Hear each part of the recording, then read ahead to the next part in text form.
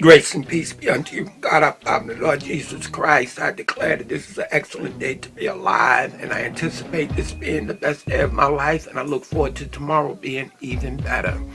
I was asked a question by somebody, why do I do what I do? Why do I go out? And why am I in the streets? Why am I in the community?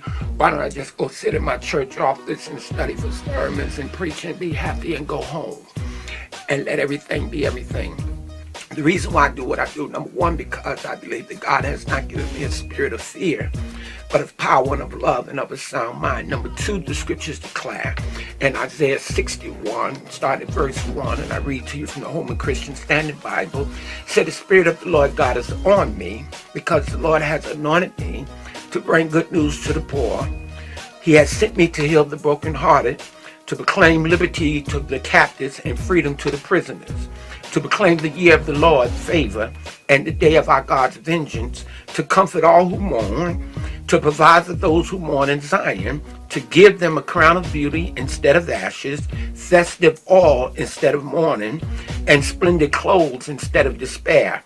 And they will be called righteous trees planted by the Lord to glorify him. They will rebuild the ancient ruins. They will restore the former devastations. They will renew our ruined cities, the devastation of many generations. Strangers will stand and feed your flocks, and foreigners will be your plowmen and vine dressers. But you will be called the Lord's priests. They will speak of you as the ministers of our God. You will eat of the wealth of the nations, and you will boast in their riches, because your shame was double, and they cried out, disgrace is their portion. Therefore they will possess double in their land, and eternal joy will be theirs. For I, Yahweh, love justice. I hate robbery and injustice. I will faithfully reward them and make an everlasting covenant with them." The reality is, I believe that I am called to rebuild the waste places that we have helped destroy, rebuild people's lives. I believe that God is a restorer. I believe that no man is above restoration. That's why our ministry is called the New Summits Worship Center, the House of Restoration. I believe that God is restoring and giving me the power to not only build up those in my local congregation, but I'm to go out into all the world, share this good news, regardless of the condition of a person, whether they're up or whether they're down. God intends for all of us to get better. So I do what I do, number one, because I'm called. I do what I do, number two, because I'm concerned. I do what I do, number three, because I owe something back. I won't always a minister. I won't always on the right side of God. I won't always even on the right side of the law. I did everything that I felt like doing. I've destroyed lives. I've sold drugs. I've taken drugs. My body is a reflection of all of my past transgressions.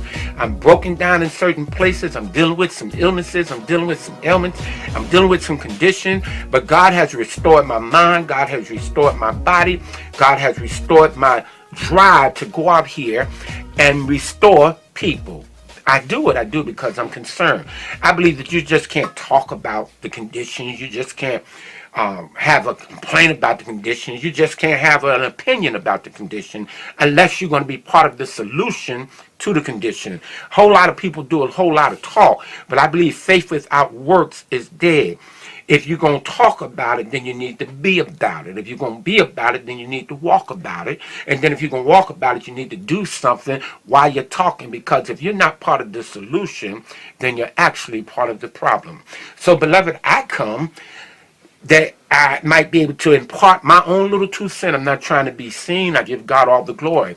But he said, this is how men will know that you are my disciples, is that you love one another. So I'm compelled to let my light shine before men, whereby they may see now my good works and give my Father glory that is in heaven. So, beloved, I encourage you to get involved in your community. I encourage you to get involved in someone else's life.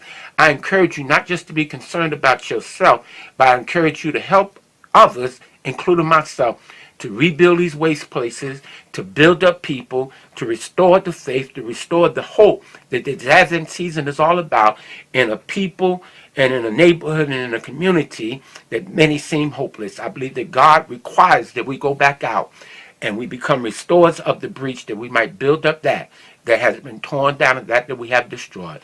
Be about his business. I love you. God bless you. Peace, family. May the Lord keep you, is my prayer.